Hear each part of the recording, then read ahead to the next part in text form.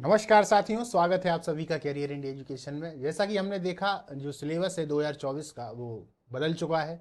Syllabus बदल गया, इसलिए रणनीति बदलना जरूरी है। उसी के तहत अपन ये क्लासें चालू किए हुए हैं, जिसमें से 3 क्लासें आपकी शुरुआत की यूनिट फर्स्ट की आ चुकी हैं। हमने देखा कि यूनिट फर्स्ट में, यहाँ पर आप देखेंगे तो पाएंगे, यूनिट फर्स्ट में संकल्पना एवं विचार है। अब ये क्या है, जिसमें से हमको क्या क्या पढ़ना था? प्राचीन भारतीय ज्ञान परंपरा, इसको अपन ने पहली क्लास में कंप्लीट किया।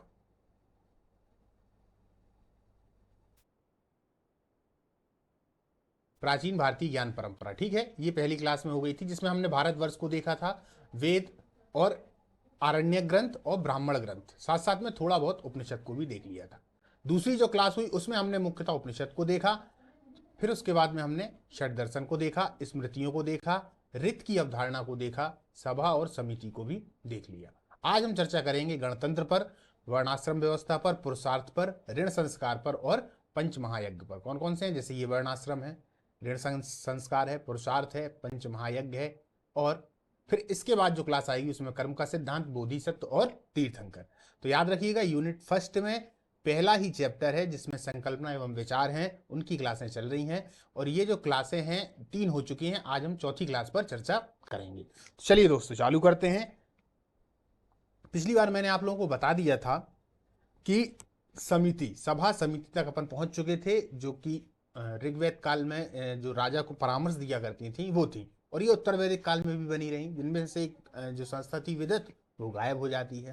थोड़ी सी चर्चा, बिल्कुल थोड़ी सी, हमने गणतंत्र की भी करी थी। आज हम समझते हैं गणतंत्र।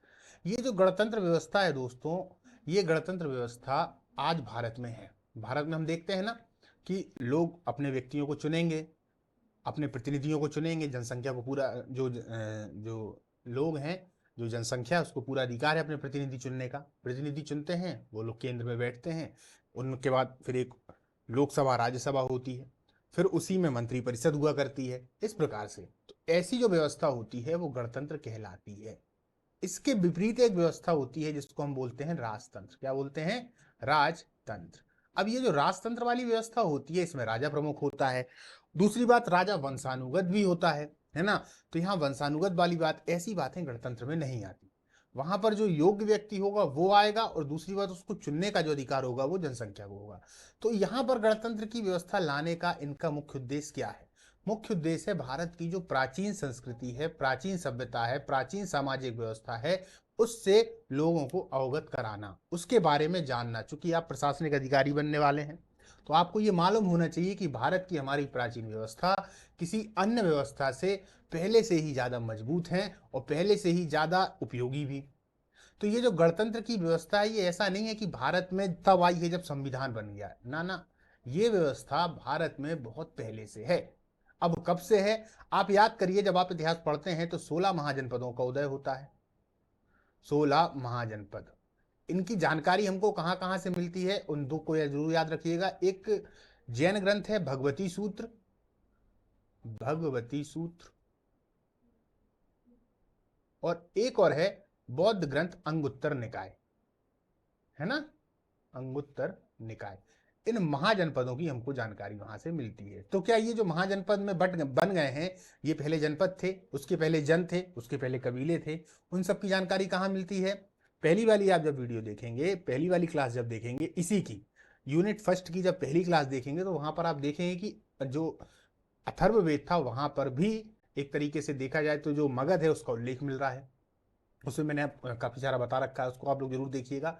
अब देखिए, भगवती सूत्र अंगुत्तर निकाय, इनके अनुसार 16 महाजनपद जो है वो प्रकाश में आते हैं। इस 16 महाजनपद में 14 में तो व्यवस्था थी राजतंत्रात्मक। क्या थी?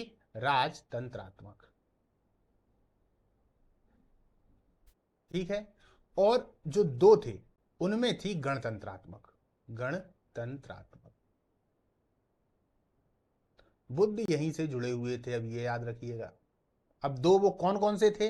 वो दो थे, एक तो वैशाली, सबसे महत्वपूर्ण, सबसे प्राचीन, सबसे मजबूत गणतंत्र, सबसे मजबूत गणतंत्र यही था, ठीक है। और दो और थे मल्ल, वो थे कुशीनारा के मल्ल और पावा के मल्ल। ये 2 थे। ठीक, तो यहां पर थे 2, 1 और 2। और वैशाली में कुल कितने थे?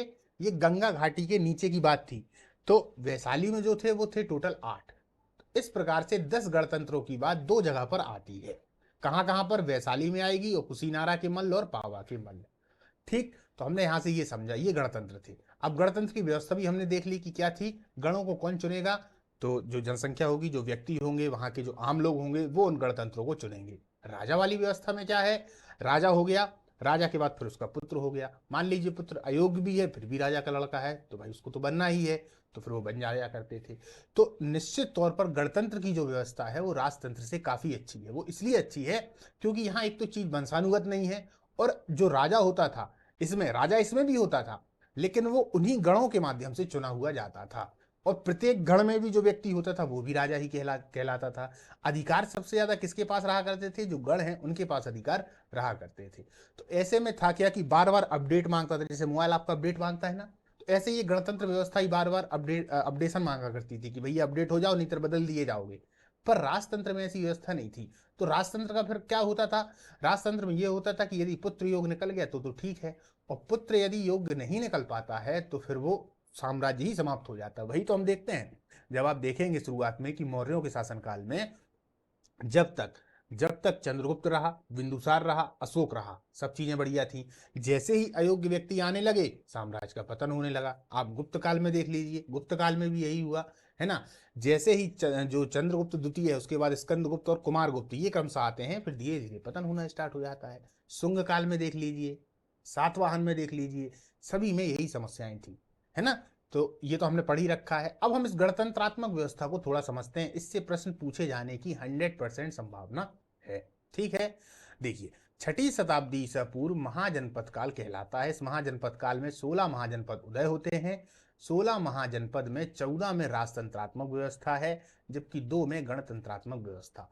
इसमें बहुत सारे गणों का नाम आता है, जैसे कि सामान्यतः राजतंत्र में राजा का शासन होता है, इसको और समझ लीजिए, तथा राजा प्रमुख होता है, जबकि गणतंत्र शासन व्यवस्था में गण या सभा का शासन होता है। आधुनिक गणतंत्र में गणतंत्र उनको कहा जाता है जिसने संविधान को स्वीकार कर लिया हो। जैसे हमने संविधान को स्वीकार कर लिया है, और संविधान में चूंकि गणतंत्रात्मक व्यवस्था है और संविधान के अनुसार शासन कर रहे हैं, जिसमें जो गणतंत्र के व्यक्ति वंशानुगत नहीं होता है बल्कि जनता के द्वारा चुने जाते हैं। ठीक इसी प्रकार की व्यवस्था प्राचीन गणतंत्र में देखने को मिलती है। अब आप लोगों के दिमाग में एक छवि बन गई होगी कि क्या था गणतंत्र। अब देखिए, बज्जी की राजधानी वैशाली थी। ये आधुनिक तौर पर कहाँ है? तो ये है उत्तरी बिहार में। कहाँ पर? उत्तरी बिहार में। जब बिहार मैप आप देखेंगे तो बिहार का जो उत्तर वाला क्षेत्र है वहां पर है।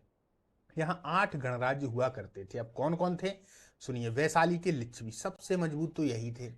अल्पकप के बुलीगण, फिर है रामग्राम के कोलीय, कपिल वस्तु के शाक्य। अब ये जो कपिल वस्तु के शाक्य हैं, बुद्ध यहीं से आते थे। चलिए, सुषमारगिरी के भग्ग, सुषमारगिरी के भग्ग, केशपुत के कलाम, ये 6वें थे।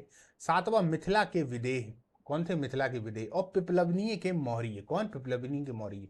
अब यहां से एक बात याद रखना, जब आप मौर्यों को पढ़ेंगे, खासतौर पर इतिहास में मेंस में पढ़ेंगे, तब हमको एक शब्द आता है किसके लिए? चंद्रगुप्त मौर्य के लिए। ये ब्रसल है। कौन है? ब्रसल। ब्रसल का मतलब होता है कि ये निम्न कुल में जन्मा हुआ है। बहुत सारे इतिहासकार कहते हैं कि ये ब्रसल है, इसके लिए ब्रसल शब्द का प्रयोग किया गया है।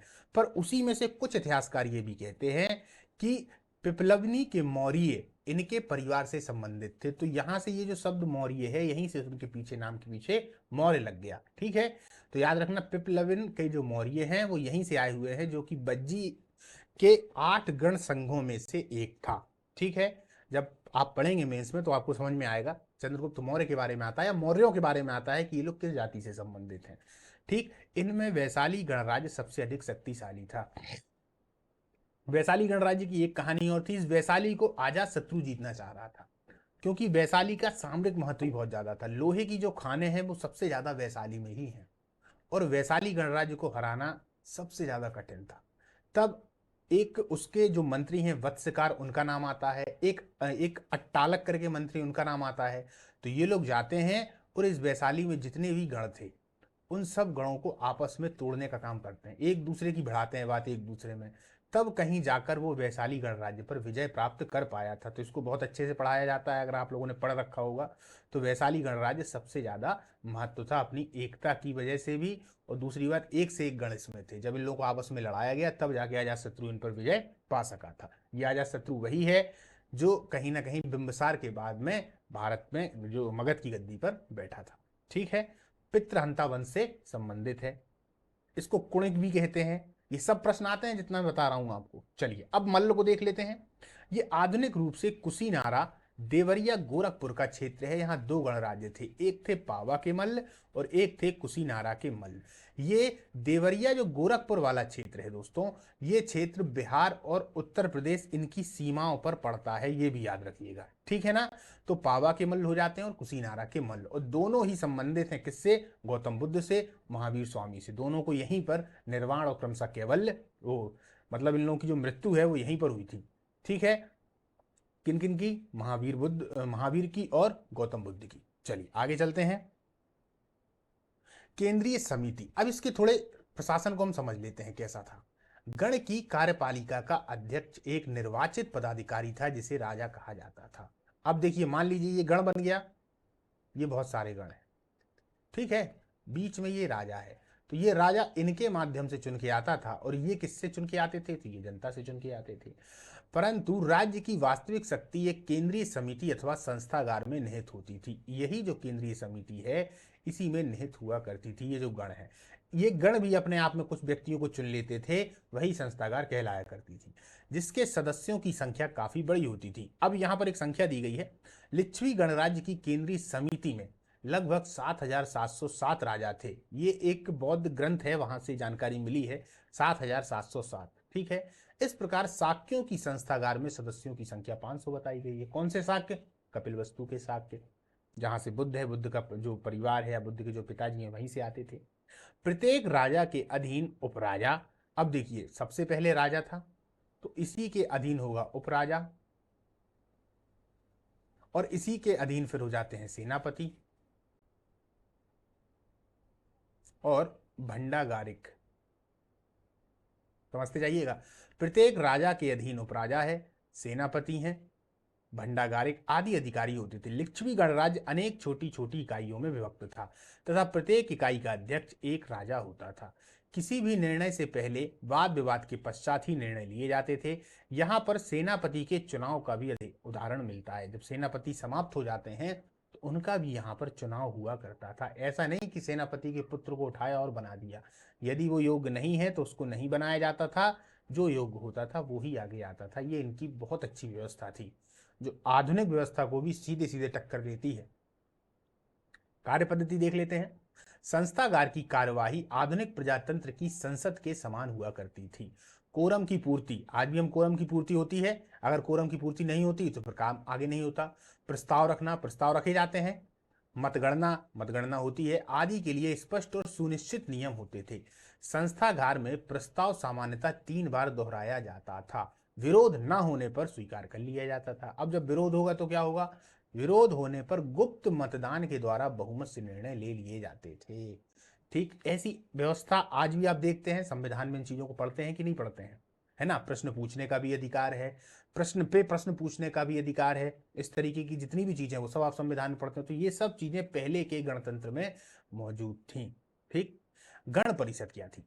गण राज्यों में एक गण परिषद होती थी जिसमें 4 से लेकर 20 सदस्य हुआ करते थे। ये सदस्य केंद्रीय समिति के द्वारा ही नियुक्त किए जाते थे, और गणाध्यक्ष मंत्री परिषद का प्रधान हुआ करता था। अब भैया इसमें ग्राम पंचायतें देख लें। राज्य में ग्राम पंचायतें भी होती थी जो लगभग राजतंत्र की ग्राम पंचायतों के समान ही अपना कार्य करती थी। अपन ने 2 पढ़े ना, राजतंत्र और गणतंत्र। तो राजतंत्र में जैसी पंचायतें होती थी, ठीक वैसी ही व्यवस्था ग्राम पंचायतों की इस गणतंत्र में भी हुआ करती थी। इनमें कोई चेंज नहीं था। न्याय व्यवस्था बहुत गजब की थी। देखिए, सुमंगल विलासनी के अनुसार, सुमंगल विलासनी के अनुसार, ये ग्रंथ है, के अनुसार बज्जी संघ में 7 न्यायालय होते थे। कितने न्यायालय हैं? 7 न्यायालय होते थे। विनिश्चय, महामंत्र, व्यवहारिक, सूत्रधार, अट्टकुल, सेनापति, उपराजा व राजा, ये न्यायालय के चरण हैं। प्रत्येक अपराधी को इन 7 न्यायालय से गुजरना पड़ता था। राजा का न्यायालय अंतिम था, उसे ही दंड देने का अधिकार था।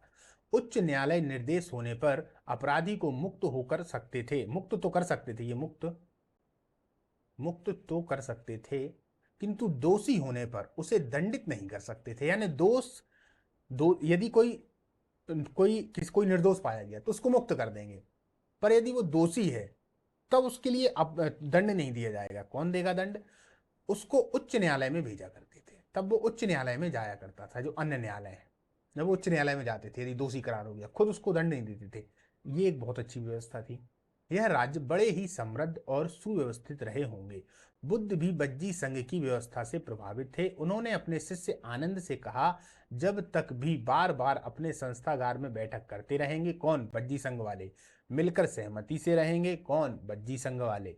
निर्णय लेंगे, प्राचीन परंपराओं का पालन करेंगे। कौन? बज्जी संघ वाले।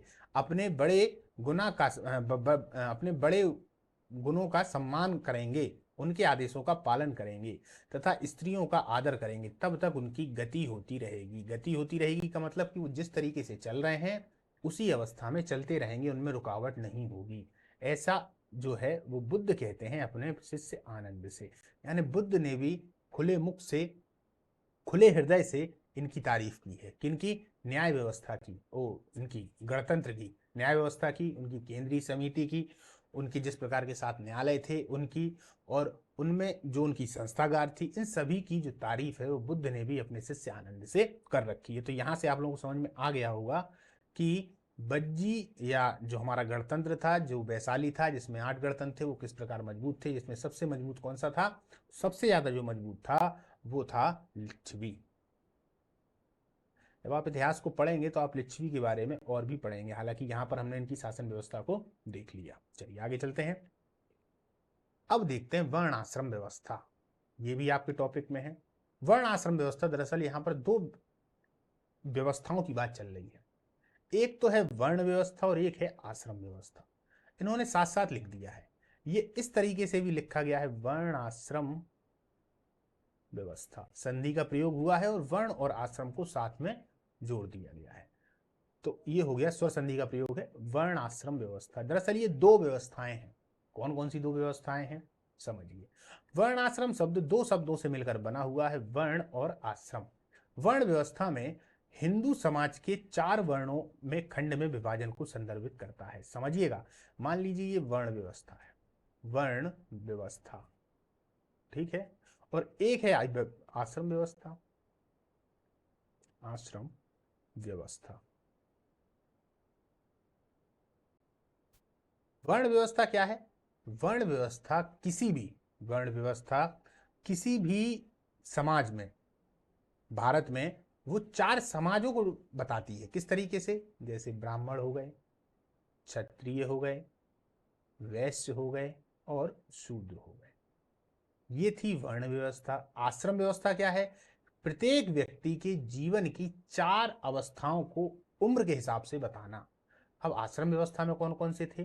तो आश्रम व्यवस्था में हो जाते थे, सबसे पहले आता था ब्रह्मचर्य आश्रम, फिर आता था गृहस्थ आश्रम, फिर आता था वान प्रस्थ आश्रम, और फिर उसके बाद में आया करता था संन्यास आश्रम।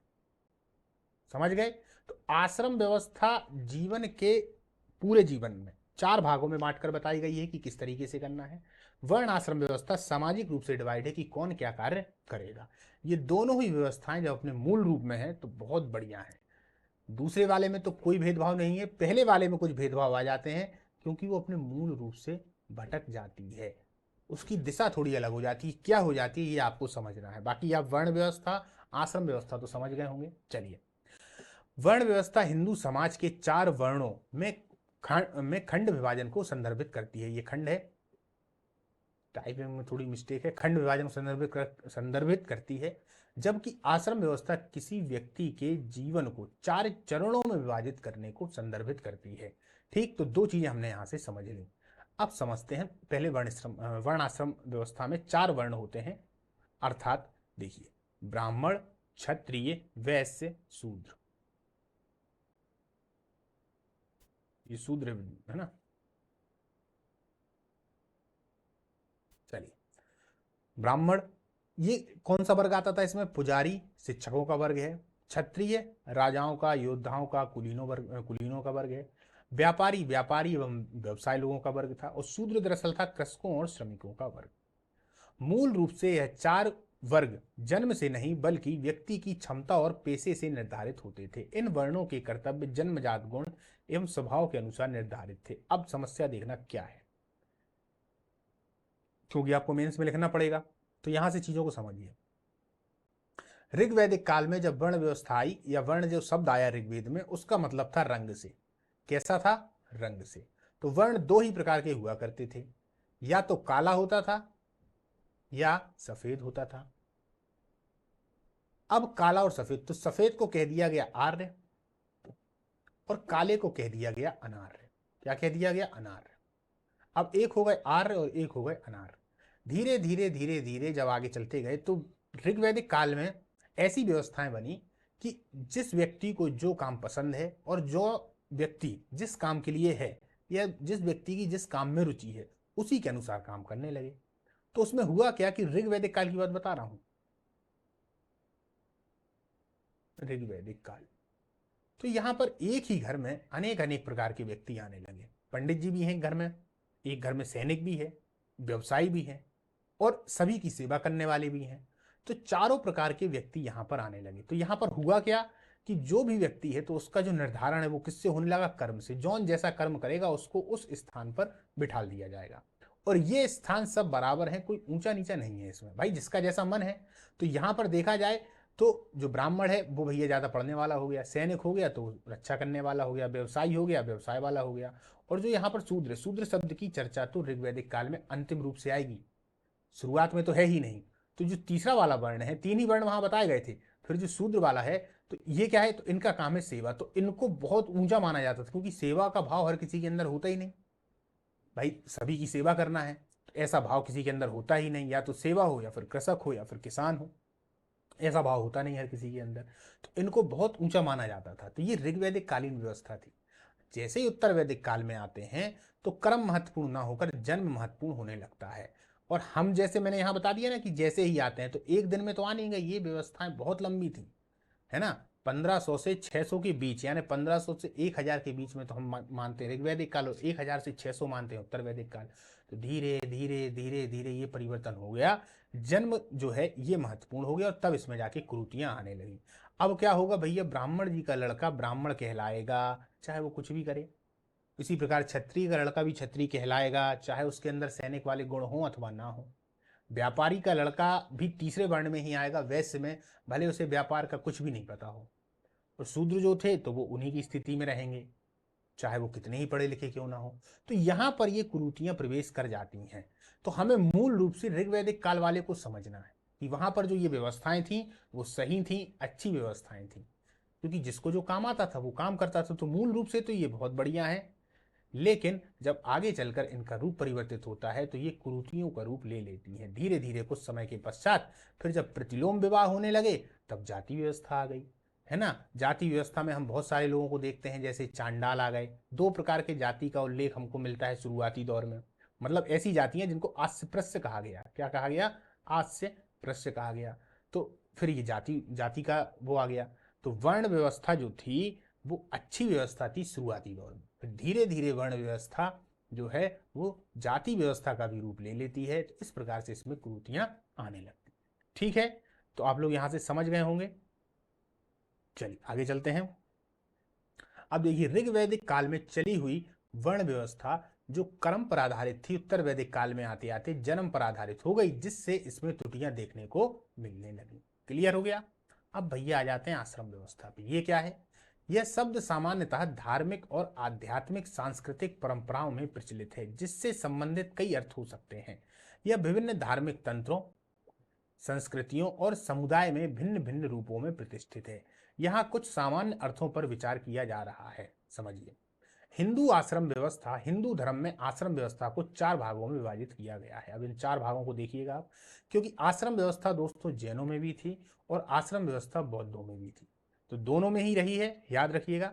तो देखिए, ब्रह्मचर्य 0 से 25 वर्ष, युवक को गुरुकुल में मतलब युवक गुरुकुल में जाता था और वहां विद्या और आचार के पास रहकर शिक्षा को प्राप्त करता था, है ना।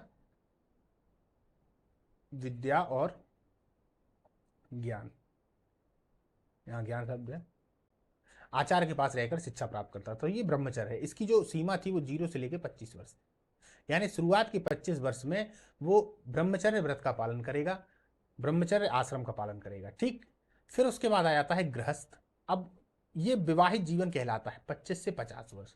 यह विवाहित जीवन की स्थिति होती है जिसमें व्यक्ति संबंध बनाता है और परिवार की देखभाल करता है ना। अपने समाज से संबंध बनाएगा, अपने घर वालों जो होंगे उनके संग में रहेगा और वो परिवार की देखभाल करेगा। अर्थ जो है वो यहीं से संबंधित होता है, भैया अर्थ कमाओगे तभी तो काम कर पाओगे। तो ये जो होता है ये गृहस्थ जीवन में आता है, ठीक है। तो ब्रह्मचर्य हो गया, गृहस्थ हो गया। फिर है वानप्रस्थ। ये क्या था भैया, 25 से 50 वर्ष। कितना है, 25 से 50 वर्ष। युवक बुढ़ापे के आसपास अपने आप को अपने परिवार और सामाजिक दायित्वों से मुक्त करता है और आध्यात्मिक चरण में चलने लगता है। रहता तो वही है वो, पर अब उसका जो ध्यान है वो सामाजिक दायित्व जो उसके थे, परेशान था ये सब, इनसे धीरे धीरे हटेगा और एक अलग यात्रा की ओर जाएगा जिसको हम आध्यात्मिक चरण कहते हैं। तो ये है वानप्रस्थ, 25 से 50 वर्ष, ठीक है। फिर आ जाता है सन्यास। तो सन्यासी जीवन था 50 से 100 वर्ष। एक सन्यासी जीवन है जिसमें व्यक्ति समाज से पूरी तरह अलग होकर आत्मा की मोक्ष की प्राप्ति के लिए अर्पित होता है। तो ये थी आश्रम व्यवस्था। शुरुआत में जैसे हमने बोला कि ये आश्रम व्यवस्था कईयों जगह थी, तो इसी प्रकार की बौद्धों में भी आश्रम व्यवस्था थी और जैनों में भी आश्रम व्यवस्था थी। इसको याद रखिएगा। बौद्ध आश्रम व्यवस्था क्या थी, बौद्ध धर्म में भी आश्रम व्यवस्था होती है जिसमें साधु सन्यासी जीवन को महत्वपूर्ण माना जाता है। बौद्ध आश्रमों में ध्यान, विचार और सेवा का मार्ग अनुसरण किया जाता है। जैन आश्रम व्यवस्था, जैन धर्म में भी आश्रम व्यवस्था होती है जिसमें 4 आश्रम होते हैं। एक होता है बाल ब्रह्मचर्य, फिर होता है गृहस्थ, वानप्रस्थ और सन्यास। शुरुआत में अपने चर्चा कर ली थी, तो ये थी आश्रम। इस प्रकार वर्ण आश्रम किसी व्यक्ति के समाज जीवन स्तर में उसकी स्थिति या स्थिति के अनुसार कर्तव्यों के प्रदर्शन को संदर्भित करती है और उसे उसका स्वधर्म कहा जाता है। ये जो 4 अवस्थाएं हैं दोस्तों, ये 4 अवस्थाएं उनकी उम्र के हिसाब से बताया जाता है कि आपको किस उम्र में कौन से कर्तव्यों को करना है। शुरुआत में आप ब्रह्मचर्य का पालन करेंगे जब आपको ज्ञान लेना है, जब आप गुरुकुल जाएंगे। उसके बाद में जब आपका विवाह हो जाएगा, विवाह कब हो जाता था, विवाह संस्कार होता था। विवाह संस्कार के बाद फिर एक ही संस्कार बचेगा, लास्ट वाला अंत्येष्टि संस्कार।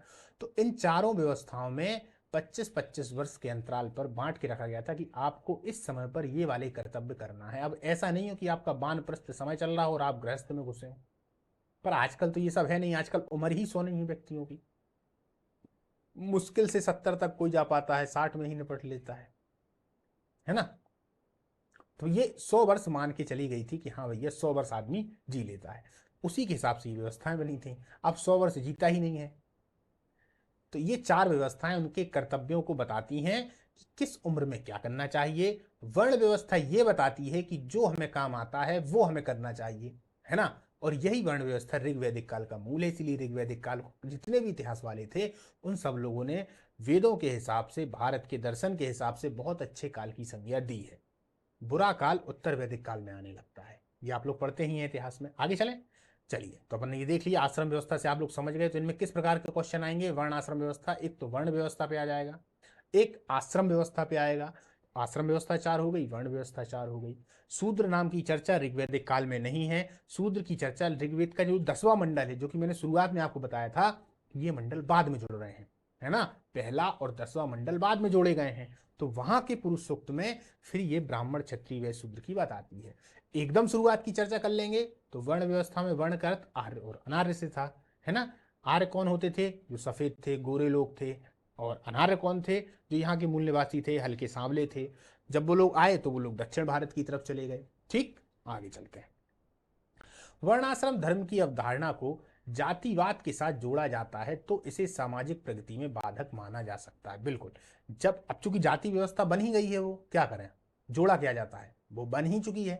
यह कहते हुए कि वर्णाश्रम धर्म का मूल विचार महान है, यह चारों वर्णों के बीच आध्यात्मिक गीता के सिद्धांत के रूप में काम करता है। इसका जो मूल विचार है वो निश्चित तौर पर सबसे महान है।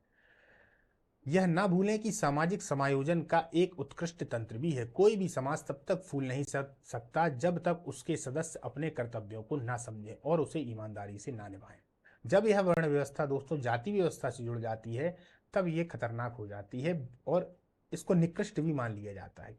और आज की जो व्यवस्था है वो जाति व्यवस्था से ही जुड़ी हुई है। हम भले भारत में आज बहुत आगे चले गए हों और खासतौर पर नवयुवक तो इन चीज़ों को मानने भी लगे हैं, पर जितने पुराने व्यक्ति हैं वो आज भी इसी जाति व्यवस्था पर अटके हुए हैं। जो ऋग वैदिक काल की एक गजब की व्यवस्था थी उसको पूरा का पूरा सत्यानाश उत्तर वैदिक काल वाले जितने भी व्यक्ति थे उन सब लोगों ने कर दिया, है ना। तो फिर वो जाति व्यवस्था के रूप में आ गई, ऊंच नीच का भाव आ गया। ऊंच नीच का भाव तो था ही नहीं, ऊंच नीच शब्द ही नहीं था। अरे शूद्र शब्द तक नहीं था, ये तो बाद में जोड़ा गया शब्द है, ये शब्द थे ही नहीं। चलिए दोस्तों चलते हैं आगे। अब है पुरुषार्थ। पुरुषार्थ क्या था भैया, पुरुषार्थ को समझते हैं। धर्म अर्थ काम मोक्ष, ये 4 प्रकार के पुरुषार्थ व्यक्ति को करना बहुत ज्यादा जरूरी है।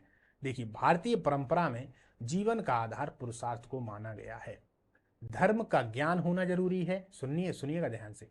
पहली बात तो 4 पुरुषार्थ हैं, पहले यहां थोड़ा समझ लें। धर्म अर्थ काम मोक्ष। मैं शुरुआत में जब दर्शन पढ़ा रहा था तो क्या क्या, क्या बताया कि व्यक्ति का अंतिम लक्ष्य मोक्ष, मोक्ष मिलना चाहिए। आवागमन के चक्र से हट जाएं, संसार में इसमें आना नहीं है। ठीक। धर्म का मतलब होता है ऐसे कार्य जो जरूरी हैं समाज के लिए, वो धर्म का सही मूल है। धर्म का सही अर्थ होता है ऐसे कार्य, ऐसे नियम, ऐसी बातें जो सार्वभौमिक रूप से सही हैं, नैतिक हैं, उनको अपनाना चाहिए, वो है धर्म। धर्म की सही परिभाषा है ये। अर्थ क्या है, अर्थ का मतलब होता है धन से। भाई साहब धन नहीं रहेगा तो काम कैसे करेंगे। और दूसरा है काम। काम का मतलब सभी इच्छाओं से है। धर्म का उपयोग करते हुए समझिएगा व्यक्ति को क्या करना चाहिए। धर्म का उपयोग करते हुए अर्थ को कमाए, धर्म का उपयोग करते हुए अर्थ को कमाए, और अर्थ को कमा लेने के बाद अपनी जो उसकी इच्छाएं हैं यानी काम है उनको पूरा करे। जब ये इच्छाएं और काम उसकी पूरी हो जाएंगी, इस इच्छा कोई भी रह नहीं जाएगी, तब उसको मोक्ष की प्राप्ति हो जाएगी। तो ये 4 पुरुषार्थ करने पड़ते हैं, धर्म अर्थ काम मोक्ष। इनको अब डिटेल में समझते हैं।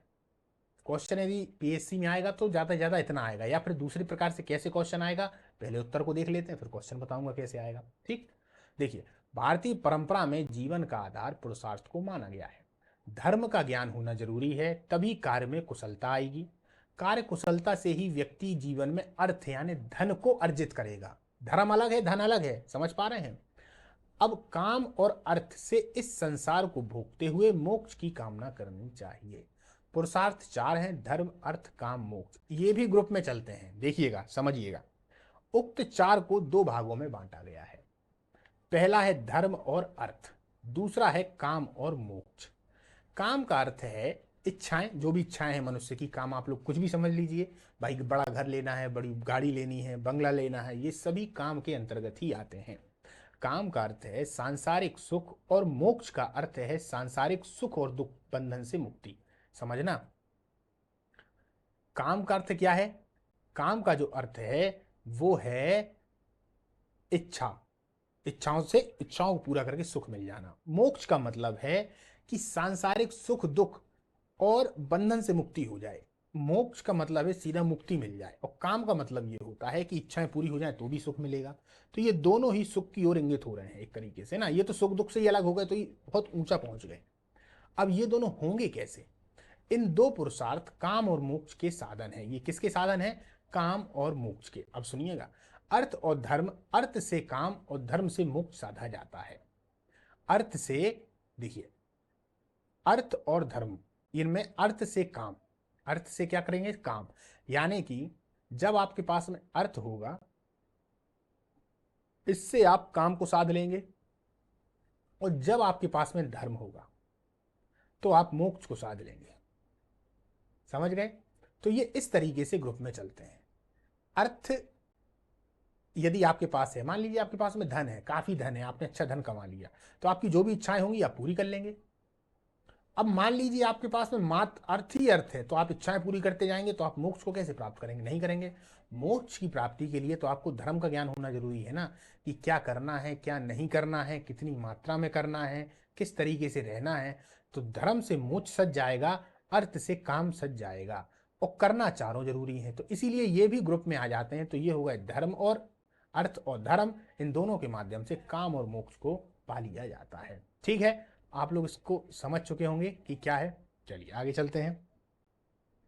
चलिए यहाँ पर और डिटेल में दिया गया, इसको देख लेते हैं। धर्म, धर्म से तात्पर्य स्वयं के स्वभाव, स्वधर्म, स्वकर्म को जानते हुए कर्तव्यों का पालन कर मोक्ष का मार्ग खोलना है।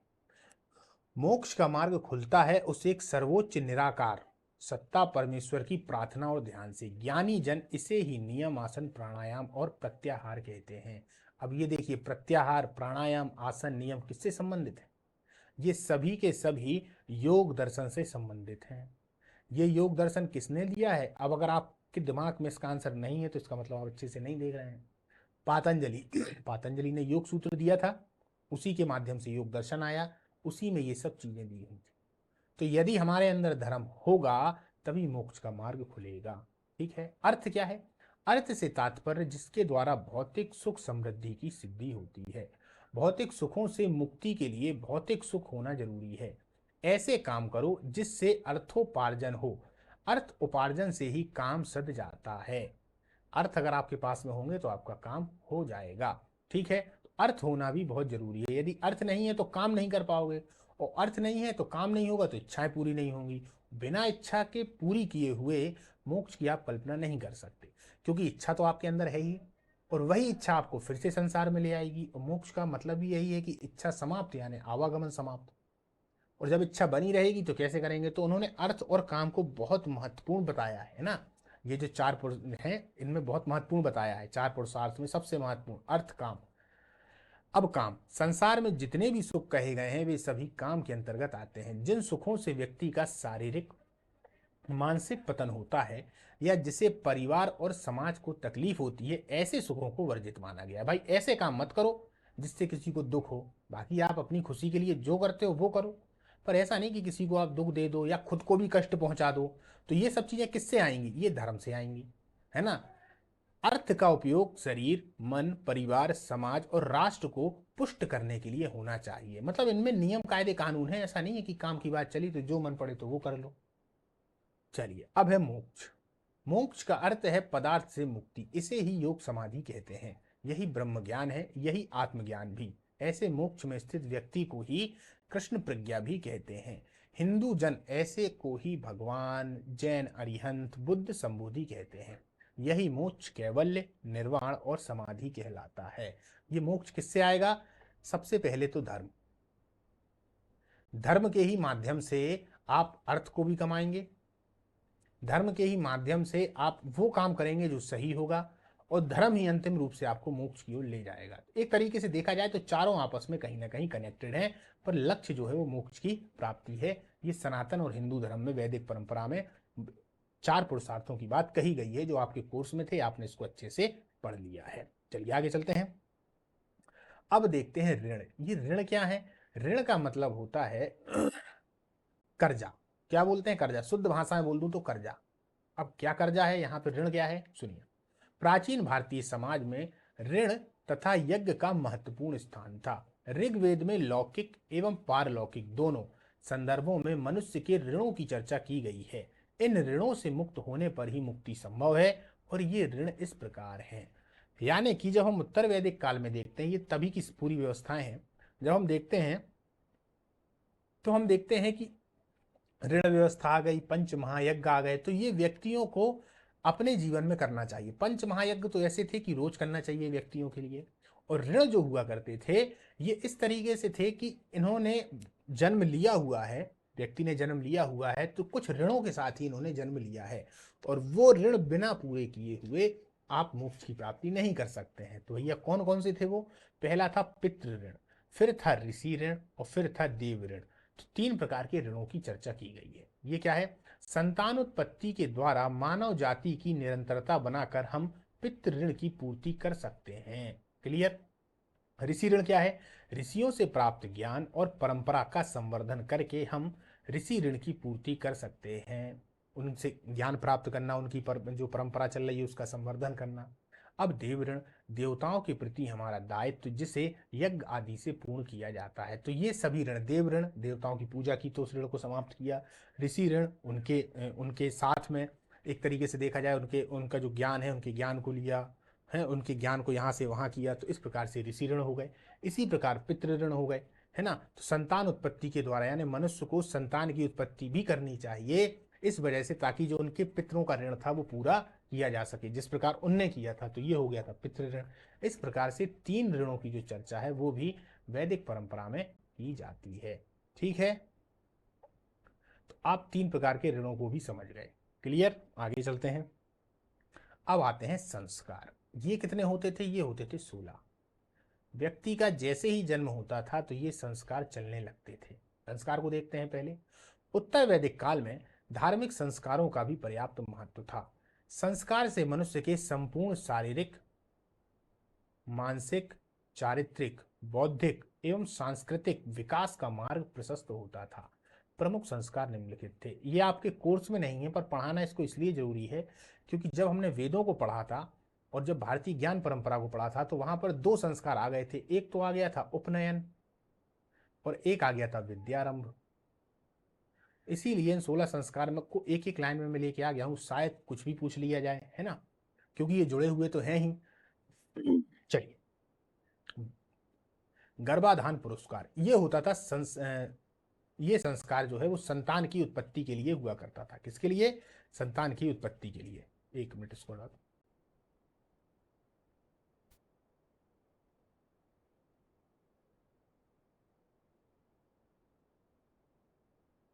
चलिए, संतान उत्पत्ति के लिए कौन सा हुआ करता था? गर्भाधान, गर्भाधान संस्कार। कहीं कहीं इसको बताया गया है पुत्र की प्राप्ति के लिए, पुत्र प्राप्ति के लिए। याद रखना, यहाँ पुत्री शब्द को नहीं लिया गया है क्योंकि उत्तर वैदिक काल वाली बात है, वहां पर स्त्रियों की स्थिति और दशा जो है वो कमजोर हो गई थी। तो पुत्र की प्राप्ति के लिए या संतान उत्पत्ति के लिए। फिर होता था पुंसवन संस्कार, ये पुत्र की प्राप्ति के लिए है ना। देखिए, गर्भाधान तो हो गया संतान उत्पत्ति के लिए, और फिर उसके बाद पुंसवन संस्कार ये पुत्र के लिए है, हो गया ना। यहाँ पे मैंने बताया तो संतान उत्पत्ति के लिए, पुत्र उत्पत्ति के लिए, तो ये दोनों संस्कार हैं। सीमांतोन्नयन संस्कार क्या है? संस्कार गर्भ की रक्षा करने के लिए। अब गर्भ में जो है उसकी रक्षा करने के लिए। अब जात कर्म क्या है? ये संतान के उत्पन्न होने पर, जैसे ही संतान आती हैं तो उनके उत्पन्न होने पर जात कर्म संस्कार होता है। नामकरण संस्कार, भैया उसका नाम भी रखेंगे। तो संतान का नाम रखने के लिए ये मुख्यतः 11 दिनों के बाद होता था, 11 दिनों के बाद। ठीक। फिर है निष्क्रमण संस्कार, शिशु को पहली बार घर से बाहर निकालने के लिए। ये लगभग में 1 महीने के बाद होता था, है ना। ये क्या था? निष्क्रमण, शब्दों से ही विदित है निष्क्रमण, है ना, बाहर निकालने के लिए। आपने महान भी निष्क्रमण सुना होगा, बुद्ध ने महा भी निष्क्रमण किया था जब घर से निकले थे। तो निष्क्रमण संस्कार, इसका मतलब था कि शिशु पहली बार जब घर से बाहर आएगा। अन्न प्राशन संस्कार, भैया अब पहले तो माँ का दूध पी रहा था, तो संस्कार संतान को अन्न, ये अन्न है, अन्न देना प्रारंभ करने के लिए जब हम उसको अन्न देते हैं तो ये लगभग 3 महीने में होता था। फिर है चूड़ा कर्म संस्कार, संतान के बाल काटने के समय जब उसका मुंडन करा देते थे तो मुंडन होता था। ठीक है। फिर है कर्ण वेधन संस्कार, शिशु के कान छेदने के लिए उनके कान छेदे जाते थे। फिर है विद्यारंभ संस्कार, अब यहां से क्या होता था? शिशु को अक्षर ज्ञान कराने के लिए, गलती, अब शिशु को अक्षर ज्ञान कराने के लिए, ये अपन ने भारतीय ज्ञान परंपरा में शुरुआत दौर में देखा था कि क्या करता था शिशु, अपने जो उंगली थी, उंगली से चावल के दानों के माध्यम से अक्षर को लिख दिया करता था। इसके बाद उसकी विद्या जो शुरुआत है वो हो जाती थी। और कौन देता था विद्या? घर के ही लोग दिया करते थे। जो पुरोहित गण हैं, जो बड़े लोग हैं, वो लोग दिया करते थे। इस प्रकार से विद्यारंभ संस्कार यहाँ पर होता है। फिर है उपनयन संस्कार, इसको यज्ञोपवीत धारण करने के लिए, इसको यज्ञोपवीत संस्कार भी कहा जाता है, यज्ञोपवीत संस्कार।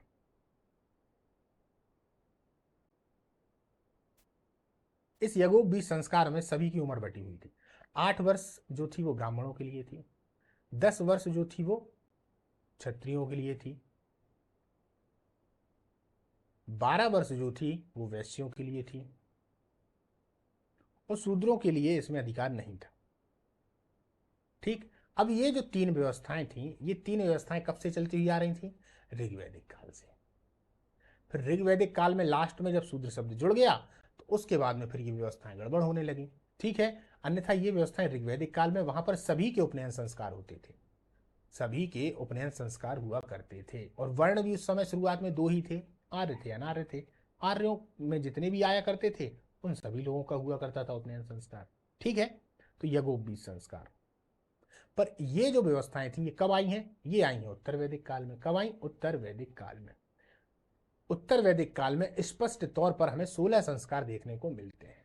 पर खाली उपनयन संस्कार की यदि हम बात करते हैं तो इसके जो साक्ष्य हैं वो ऋग्वैदिक काल में भी मिलते हैं, है ना। तो वहां देख रहे थे कि उपनयन संस्कार सभी का हो रहा था, है ना, स्त्रियों का भी उपनयन संस्कार हो रहा है, तो वहां पर ये व्यवस्था थी। पर जब पूरे स्पष्ट 16 संस्कार आ गए, सब कुछ आ गया, तो फिर वो एक व्यवस्था के अंतर्गत आ गए। वेदारंभ संस्कार क्या था? वेदारंभ संस्कार था वेदों का ध्यान आरंभ करने के लिए। अब वो लोग वेद को मतलब वेदों को पढ़ा करते थे। उपनयन के बाद वेदारंभ यानी कि गुरुकुल जाएंगे, वेदों का अध्ययन चालू करेंगे। केश शांत संस्कार क्या था? दाढ़ी प्रथम बार बनाने पर जो बाल वगैरह बढ़ जाते थे उनके, जब दाढ़ी प्रथम बार बनाएंगे तो वो था केश शांत संस्कार। फिर है समापवर्तन संस्कार, शिक्षा की समाप्ति पर होता था, जैसे शिक्षा पूरी हो गई तो समापवर्तन हो गया। 15वां था विवाह संस्कार। अब भैया विवाह हो जाएगा तो गृहस्थ आश्रम में प्रवेश करने के लिए।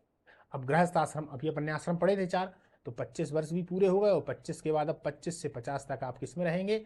अब आप इसमें रहेंगे, किसमें? विवाह संस्कार हो गया था आपका, तो आप गृहस्थ में प्रवेश कर गए, तो ये विवाह संस्कार था गृहस्थ आश्रम में प्रवेश करने के लिए। अब क्या होगा? अब इसके बाद एक संस्कार बचा और वो है अंत्येष्टि संस्कार। मानव जीवन के समाप्त होने पर, आप सोचिए कितनी गजब की पहले व्यवस्था हुआ करती थी कि विवाह के बाद उन्होंने कहा कि अब ऐसा कुछ आपके जीवन में विशेष है नहीं करने के लिए, और अब इसके बाद आपका एक ही संस्कार होगा और वो होगा अंत्येष्टि संस्कार। बस कहानी यहाँ से हो जाती है खत्म। शुरुआत में ही है, जो कुछ आप कर पाए तो कर पाए, यानी कि जो शुरुआत के 25 वर्ष ही थे जो आपको अच्छे से करने थे तो आपने कर लिए। अब विवाह हो चुका है, गृहस्थ आश्रम में रहिए, अब इसके बाद एक ही संस्कार बचेगा, अंत्येष्टि। अंत्येष्टि का मतलब होता है समाप्त हो गए, वो जो लास्ट में संस्कार होता है ना उसी को अंत्येष्टि संस्कार कहते हैं। ठीक है, चलिए आगे चलते हैं। तो हमने संस्कार देख लिए। पंच महायज्ञ और यज्ञ, यहाँ दोनों चीजों को देखेंगे, पंच महायज्ञ और यज्ञ। उत्तर वैदिक युग में प्रत्येक व्यक्ति को प्रतिदिन निम्नलिखित 5 महायज्ञ करने पड़ते थे। अब ये यज्ञ कौन कौन से हैं इनको देख लिया जाए। ये हर व्यक्ति को करने पड़ते थे। टॉपिक में आपके क्या क्या है? पंच महायज्ञ है और साथ में यज्ञ भी है, तो कुछ जो यज्ञ है उनको भी देख लेंगे अपन। उत्तर वैदिक युग में प्रत्येक व्यक्ति को प्रतिदिन इन 5 यज्ञों को करना पड़ता था। कौन कौन से थे? ब्रह्म यज्ञ है, देव यज्ञ है, पितृ यज्ञ है, अतिथि यज्ञ है, भूत यज्ञ है। तो ब्रह्म यज्ञ, इस यज्ञ के माध्यम से मनुष्य वेदों के अध्ययन और अध्यापन के द्वारा अपने प्राचीन ऋषियों के प्रति आदर की भावना को प्रदर्शित करता था। ठीक है। देव यज्ञ क्या है? देवताओं के प्रति कृतज्ञता प्रकट करने के लिए यह यज्ञ किया जाता था। पितृयज्ञ, इस यज्ञ में अपने पितरों के लिए श्रद्धा तर्पण का आयोजन किया जाता था। अतिथि यज्ञ, अतिथि की सेवा, साधुओं को भोजन तथा वस्त्र दान देना आदि इसी यज्ञ के अंतर्गत आता है। ये था अतिथि यज्ञ। और एक है भूत यज्ञ, इस यज्ञ के अंतर्गत प्रत्येक परिवार पशु पक्षियों को कुछ भोजन देता था। अब देखिए ये 5 प्रकार के यज्ञ हैं। ठीक है, अब इन 5 प्रकार के यज्ञों में आप देखेंगे तो 4 यज्ञ तो सीधे सीधे समझ में आ जाते हैं कि ब्रह्म यज्ञ किस लिए किया, देव यज्ञ। लास्ट वाला जो भूत यज्ञ है, यदि क्वेश्चन आएगा तो यहां पर थोड़ा आएगा कि भूत यज्ञ किस लिए होता था, तो ऑप्शन में रहता है भूतों के लिए। तो वो दरअसल पशु पक्षी जानवर इनको भोजन देना ही भूत यज्ञ के अंतर्गत आता है।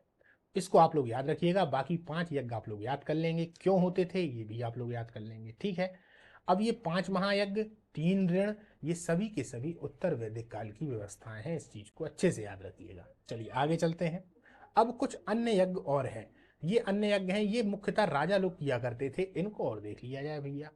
वाजपेयी यज्ञ क्या है? ये रथों की दौड़ हुआ करती थी। किसकी दौड़ हुआ करती थी? रथों की दौड़ हुआ करती थी। ये उत्तर वैदिक काल में काफी प्रचलित में आए। जब क्या हुआ उत्तर वैदिक काल में हम देखते हैं लोहे की खोज हो गई। लोहे की खोज होने से कृषि में क्रांति हो गई। आप कहेंगे सर कैसे क्रांति हो गई? कृषि में क्रांति इसलिए हो गई कि पहले के जो हल थे वो किसके बने होते थे? लकड़ी के बने होते थे। लकड़ी कब तक चलेगी? कितना चलेगी? टूटेगी, फिर दूसरे हल बनाओ। और लोहे की खोज से ये हो गया कि अच्छे अच्छे यंत्र बनने लगे, तलवारें भी बनने लगी, युद्ध की सामग्रियां भी बनने लगी, तो लड़ाइयां भी होने लगी। जब लड़ाइयां होने लगी तो दूसरों का राज्य भी छीना जाने लगा। जो शक्तिशाली होगा वो मजबूत होता चला जाएगा, शक्ति को शक्ति खींच लेती है। तो इस लोहे की खोज ने उत्तर वैदिक काल में जितने भी राजा थे, जो जो शक्तिशाली थे, वो और अधिक शक्तिशाली होते चले गए। दूसरी बात, कृषि में अधिशेष उत्पन्न होने लगा। क्या होता है अधिशेष? जो अधिशेष का मतलब होता है कि पहले कृषि में इतना उत्पन्न किया जाता था कि खुद खा लें, जानवर खा लें, ज्यादा से ज्यादा अतिथि खा लें, बस। अब उन्होंने संपत्ति रखना चालू कर दिया कि भैया अब हम संपत्ति भी रखेंगे। धीरे धीरे राज्य बड़े होने लगे।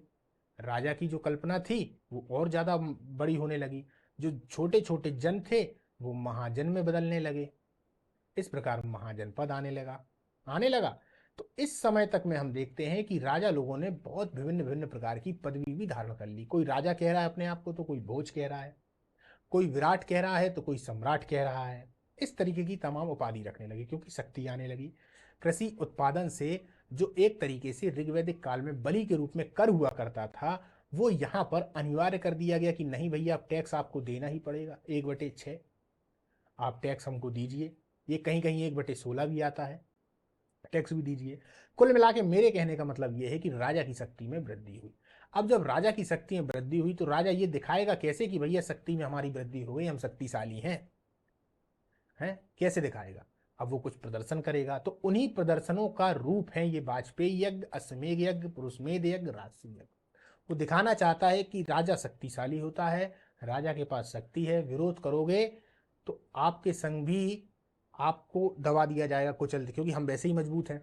एक तो ये कारण है। दूसरी बात, अपने आप को ये साबित करना कि मैं सबसे महान भी हूं। तो वाजपेयी यज्ञ में रथों की दौड़ हुआ करती थी। तो ये तो समझ गए कि ये यज्ञ क्यों आए, है ना? ये पूरी कहानी मैंने इसीलिए बता दी आपके लिए। तो रथों की दौड़ हो जाती थी वाजपेयी यज्ञ में। सभी राजा लोग रथ दौड़ाते थे, जिसका रथ जीत जाता था तो वो जीत जाते थे। तो इस प्रकार से रथों की दौड़। अश्वमेध यज्ञ क्या होता था? अश्वमेध यज्ञ होता था, जब आप इतिहास को पढ़ेंगे, पढ़ भी चुके होंगे, तो आप जानते हैं कि समुद्रगुप्त ने भी अश्वमेध यज्ञ किए हुए हैं, पुष्यमित्र शुंग ने भी अश्वमेध यज्ञ किए हुए हैं, और उसके आगे भी। तो ये अश्वमेध यज्ञ, ये अश्वमेध यज्ञ सातवाहन शासकों में भी हुए हैं। अश्वमेध यज्ञ का मतलब हुआ करता था कि इनके पास में एक घोड़ा रहेगा। क्या रहेगा? घोड़ा। उस घोड़े को छोड़ देंगे, वो घोड़ा जाएगा जहां जहां जहां जहां तक जाता जाएगा। यदि उसको किसी ने नहीं पकड़ा तो वो क्षेत्र उनका मान लिया जाएगा। किनका? जिन्होंने घोड़े को छोड़ा है। मान लीजिए ये घोड़ा है, ये इतने वाले क्षेत्र में घूम रहा है, तो ये यहाँ से घूमता घूमता घूमता घूमता घूमता आया और यहाँ तक आ गया। अब मान लीजिए तो ये पूरा क्षेत्र उनका हो गया। ऐसा मान लिया जाता था। दूसरे राजा भी मान लेते थे कि हाँ भैया ये क्षेत्र उनका ही है। मान लो इस राजा ने पकड़ लिया तो युद्ध करो, तो उसको हराया जाता था, फिर यहाँ से घोड़ा छोड़ा जाता था। तो इस प्रकार होता था अश्वमेध यज्ञ। 2 बार अश्वमेध यज्ञ पातंजलि के द्वारा पुष्यमित्र शुंग के लिए करवाया गया है। पिछली क्लास में मैंने बताया था कि धनदेव के माध्यम से, धनदेव का एक अभिलेख है, अयोध्या अभिलेख, वहां से हमको इसकी जानकारी मिलती है। इसी प्रकार अश्वमेध यज्ञ जो है सातवाहन शासकों के द्वारा भी करवाए गए हैं। समुद्रगुप्त ने भी जब भारत के 9 राज्यों को जीत लिया, दक्षिण भारत के 12 राज्यों को जीत लिया, फिर उसने भी अश्वमेध यज्ञ करवाया और अश्वमेध कर्ता की उपाधि भी धारण की। तो भारत के जितने भी राजा थे जो ब्राह्मण धर्म से अधिकतम प्रभावित थे, तो उन सभी लोगों ने अश्वमेध यज्ञ कराए हैं। पर मौर्य वंश में हमको अश्वमेध यज्ञ की ऐसी कोई कल्पना देखने को नहीं मिलती। ठीक है, इसको भी याद रखिएगा। चलिए, अब है पुरुषमेध यज्ञ। ये क्या होता था? इसमें पुरुषों को इकट्ठा बांध के बलि दे दी जाती थी। पुरुषों को इकट्ठा बांधकर उनकी बलि दे दी जाती थी। ये पुरुषमेध यज्ञ मतलब कहलाता था। एक था राजसूय यज्ञ। ये मुख्यतः राजा के लिए हुआ था, मतलब राजा के लिए होता था। इसको 8 से 9 पुरोहित मिलकर किया करते थे इस यज्ञ को। इस यज्ञ में भी बहुत सारी जो गायें हैं वो दान में दे दिया जाया करती थी। बहुत सारी लकड़ी भी जलाई जाती थी इन यज्ञों में। बहुत तरीके के कर्मकांड होते थे राजा को श्रेष्ठ बताने के लिए। राजसू का मतलब होता है उसका तिलक हो गया राजा का, राजा घोषित हो चुका है, क्योंकि राजा एक शक्तिशाली व्यक्ति है।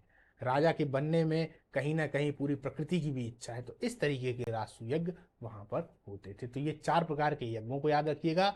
मोटे मोटे तौर पर वाजपेयी रथों से संबंधित है। अश्वमेध यज्ञ घोड़ा जाता था और राजा की शक्ति का प्रतीक हुआ करता था कि कहाँ कहाँ तक राजा की शक्ति है। पुरुषमेध यज्ञ में पुरुषों की बलि दी जाती थी। राजसूय यज्ञ जो है वो व्यक्तिगत राजा के लिए हुआ करता था। इसको आप लोग याद रखिएगा। चलिए दोस्तों, आज की जो अपनी क्लास है इसको अपन यहाँ पर समाप्त करते हैं। अब क्या आएगा इसके बाद में आप लोग क्रमशः देख लेना। देखिए, किसी भी चीज़ की तैयारी के लिए हमको ये बिल्कुल अच्छे से पता होना चाहिए कि क्या क्या टॉपिक में है। अब आपके पास में जो आएगा वो आएगा कर्म का सिद्धांत, बोधिसत्व और तीर्थंकर। अब इनकी अपन कल्पना, इनकी जो चर्चा है वो अगली क्लास में करेंगे। ठीक है, नमस्कार, मिलते हैं अगली क्लास में।